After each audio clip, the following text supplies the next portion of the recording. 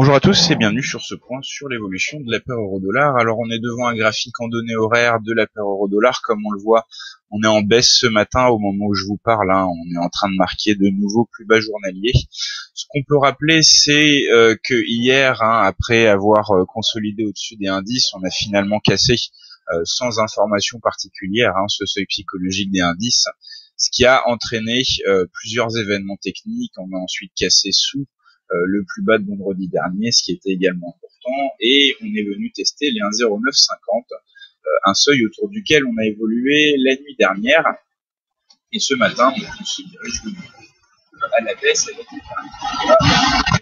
1,0921 comme on voit sur ce graphique. Alors ce qu'on peut dire également, c'est que là on est clairement de support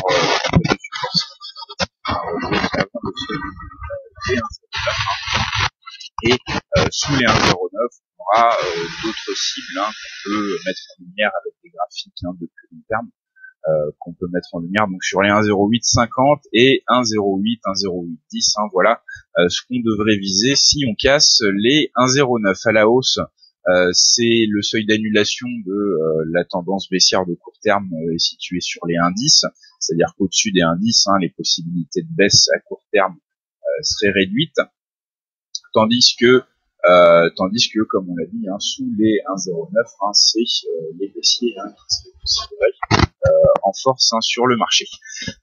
Si on passe au-dessus de indice, c'est pas pour ça qu'il faudra forcément miser à la hausse, c'est plutôt au-dessus de 1,11 qu'on commencera à remettre plus largement en cause la baisse de la paire euro-dollar. Donc si je résume, là on est sur les 1,0920 environ, objectif immédiat 1,09, sous les 1,09 il y a des cibles à 1,0850 et 1,09.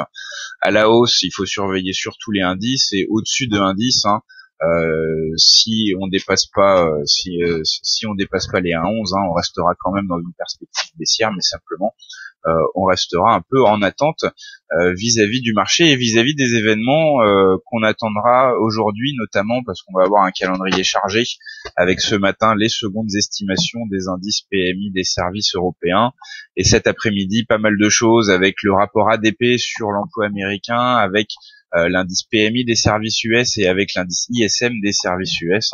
On va surtout s'intéresser au rapport ADP sur l'emploi américain qui devrait